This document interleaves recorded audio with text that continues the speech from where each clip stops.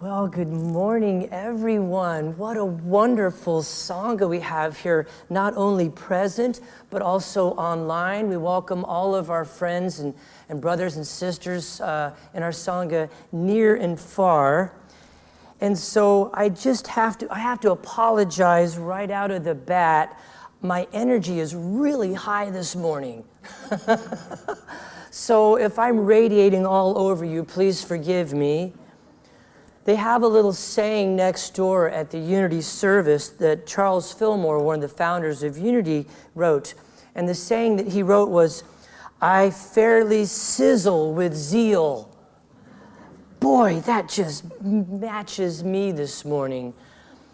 There's just so much excitement, so much change in the air, things that are just swirling. I just find myself caught up in this, and there's just so much joy for our Sangha. I have this incredible life. Each and every day I get to meet with members of Sangha who come and share things that are going on in their life, aspects of their practice, various levels and stages of Satori, of waking up, experiences. And their joy I don't know, it's just collective. And so I wanted to talk today about all of this change going on. I wanted to share a neat little, spiffy little saying that came from Elizabeth Lesser in one of her books. And she, let me quote this: "How strange that the nature of life is change. Yet the nature of human beings is to resist change. And how ironic that the difficult times we fear might ruin us are the very ones that can break us open and help us blossom into who we were meant to be." I just love that. And so, like many folks, I cannot help but notice the prevalence of change these days. Nicoya shared with me not long ago about a friend of hers that said, "Everything is happening so much." And I love that. It's stuck with me. As the fall is approaching, our schedules are changing to reflect the return to school, right? Can I get an amen? And so all these new things that are suddenly on our calendar and this whole shift. You know, I even had one parent say, the kids are back in school and all of a sudden I don't know what to do with myself. That's a change as well. September activities, festivals, everybody trying to get in camping trips or biking trips before the cold weather sets in. Our wardrobe begins to change as we pull out jackets and pants and scarves. And all of this on top of the tremendous change going on in our society, socially, politically, in our public health sector. And for myself, it's like when I see somebody jump into the river or jump into a pond, it emboldens me. It shows me, oh, that can be done. As all this change is coming and going, it kind of gives me permission to change. And I get swept up in the current, and I become an agent of change in my life. First the sock drawer, then the world. And with all this change comes a cacophony of opinions, suggestions, advice, insecurities around what to keep, what to let go of. Long conversations with Nicoya at night going, "Oh my God, I can't let that go." Or is this new thing going to be, is it going to work? Is it going to happen? All this excitement, anxiety, confusion. And as the symphony of flux swells in crescendo, there, right there, in some quiet little corner, is the voice of practice, applauding. What a wonderful egoic description of external phenomena. Bravo.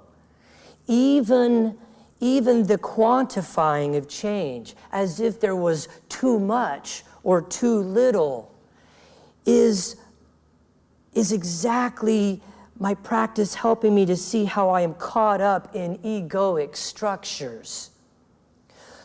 Through awareness, I can begin to sense that the tug of war, the little devil, the little angel, the battle royale, the wrestling match that's going on is all merely a parade of stories, judgment, commentary, decision-making, and is unskillful efforting, like shoeing the centipede.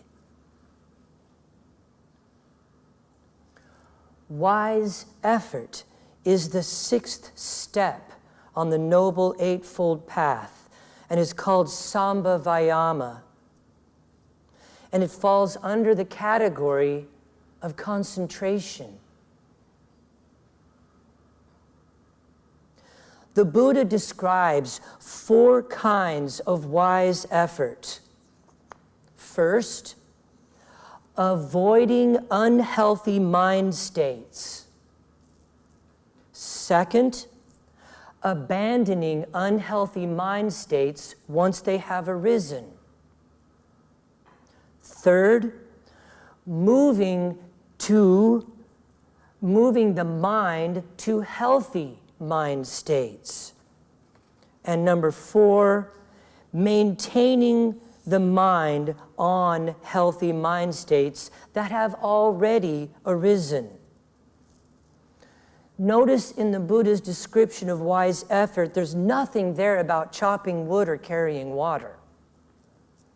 All the doing, all the planning, all the striving, all the efforting isn't what he's talking about when he talks about wise effort. So often we apply wise effort as, well, if I just sit here on the couch and watch the game, that's wise effort. That's actually not a bad idea. I'll try that. I'll get back to you. In Dancing with Life, Philip Moffat writes, wise effort is directing your attention so that you are not helplessly caught in the various mind states that come and go, rise and fall, appear and disappear, moment by moment. Keep your hands and feet inside the ride at all times. Do not disembark the ride until it comes to a complete stop. Thank you. Alan Watts reminds us that ego focuses on it focuses our conscious attention to scan the world for trouble-making changes. There's this constant radar that's blipping back and forth, looking for what's going to upset the apple cart. And when we identify with the radar, then your whole life becomes a perpetual state of anxiety. It's not who we are. We're not the radar. We're not the egoic mind that's constantly scanning the horizon for what's going to go wrong. As Nikoi has often taught us, those negative tendencies, those, what was it called, Nikoya? Thank you, negativity bias. So you see, energy follows attention. Therefore, whatever we place our attention on is what will receive energy. In Tai Chi Cha, we learn that Chi, vital life force, follows thought, and thought follows Chi. Our practice teaches us to move our attention from identifying with the cascade of thoughts to the suffering that is contained in the thoughts, which in turn gives rise to compassion and brings clarity for us to see where we are getting caught in whatever story arises. The past few weeks, I've been back and forth, up and down, this tug of war about all these changes. And I was able to see as I sat in meditation, oh, you think you can direct all of this change. Oh, you think you're somehow in control of how all of this change is going to outcome, how it's going to wash out in the end. You think you're in charge. Poor little head, just trying so hard to manipulate the world. So let's take a moment and unpack these 4 discussions from the Buddha.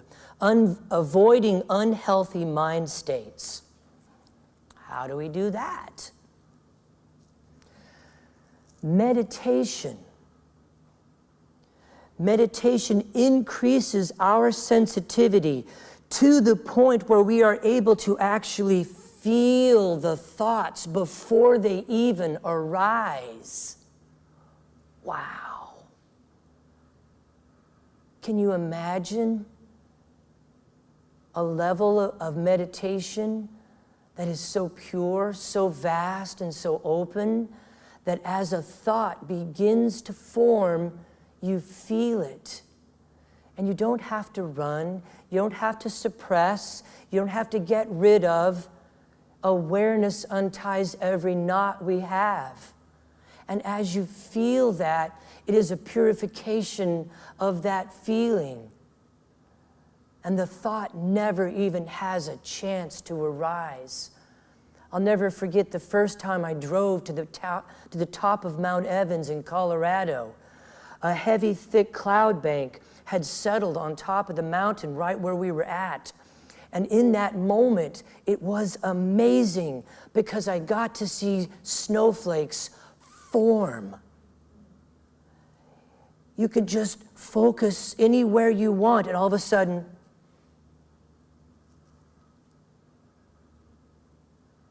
it blew my mind.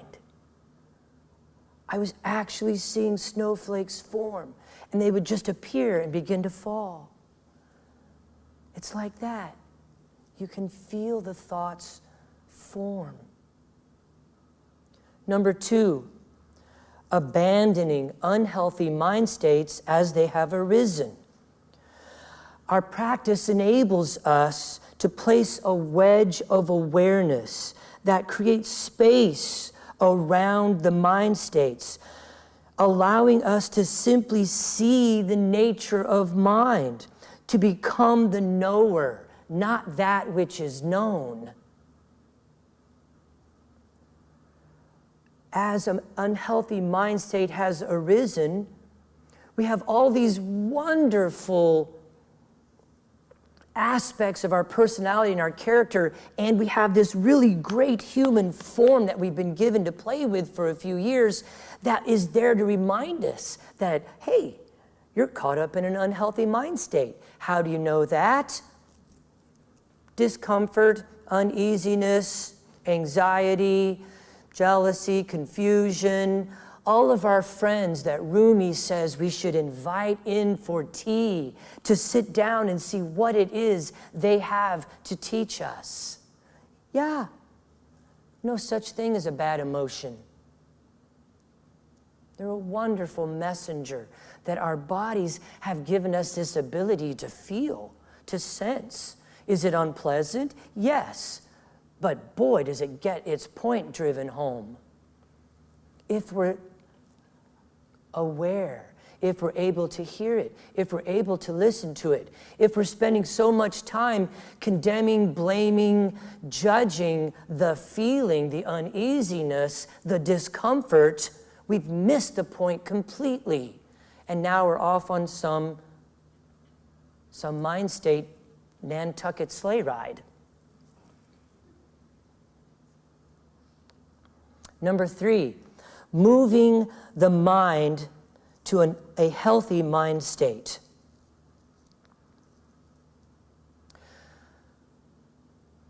mindfulness.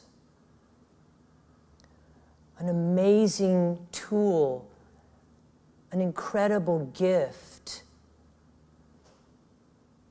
When we employ mindfulness, it's not like a sand wedge or iron number 3.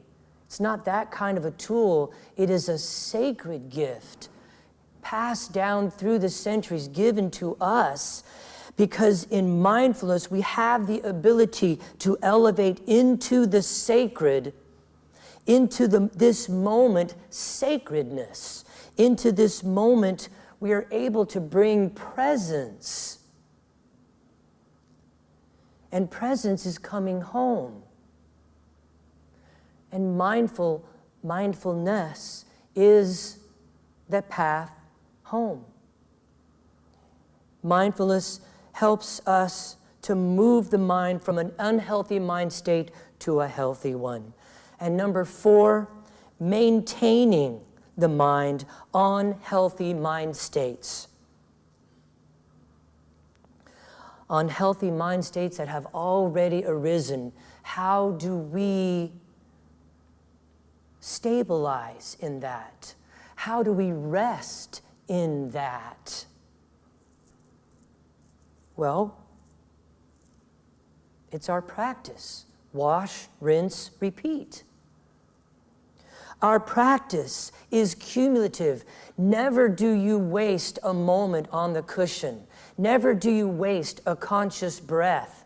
People are like, oh, I can't meditate because I can't get past 3 or 4 hours. I'm like, well, okay, stop trying. The conscious breath, the 3-minute meditation, the moment that you just connect with the heart, all of it are building your foundation for your practice. And it is, when we say practice, and we use that term specifically because this is what we're practicing each and every day. We are able to, in this practice, to bring into each moment meditation, awareness, mindfulness, wash, rinse, repeat. It is a constant way that we are bringing presence into the moment. Instead of being tossed about by a reactive mind, we are able to accept that life includes such difficulty. For example, oh, helplessness feels like this. Do you see how that's wise effort? I can run around blaming. I can run around being angry.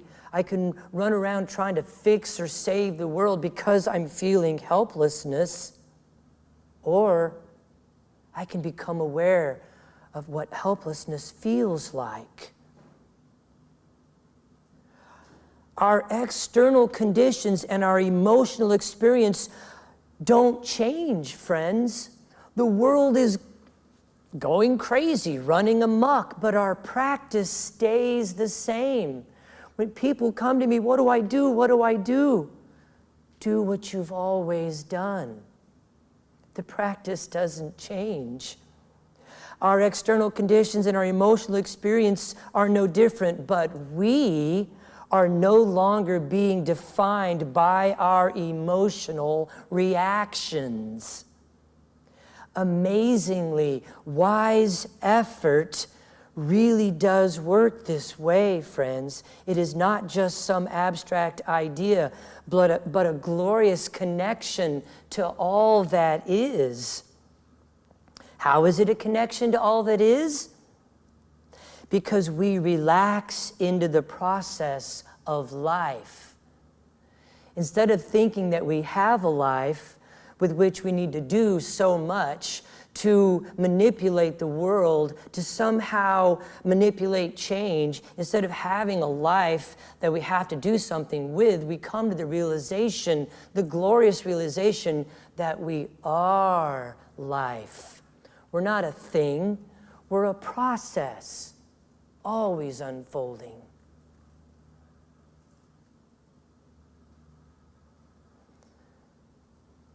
We fully participate in the unfolding of each moment because we are present, and we let the outcomes take care of themselves. And when we fully embrace oneness, outcomes do not take on a good, bad, right, wrong, success, failure. We transcend that. That's part of the worldly winds, as it is spoken of in the Buddhist practice. Praise, blame, fame, fortune, pain, pleasure, gain, loss. Whew. Fatiguing, huh? You don't have to play there. The effort that the Buddha speaks of is in the moment.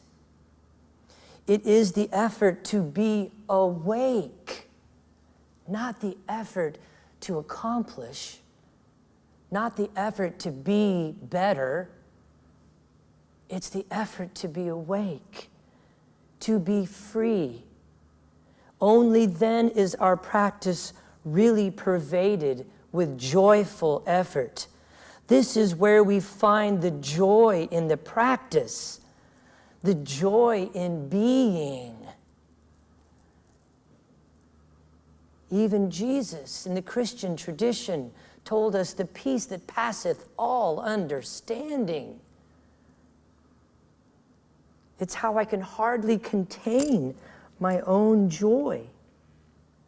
It is vast and is not subject to external conditions. I want to close by sharing this poem with you by Eric Cockrell that I think it just feel it. That's all I can say, just feel it. Change the world, change me. The revolution reaches autumn. The wings of my dreams join the birds preparing to fly south. The fireflies of my passion lay down the final gauntlet. I let go of my thoughts and listen. Just listen. We walk 1,000 miles to become dust and dirt. The world that was distant now heals the hurt, for I am the world. Change me, change the world.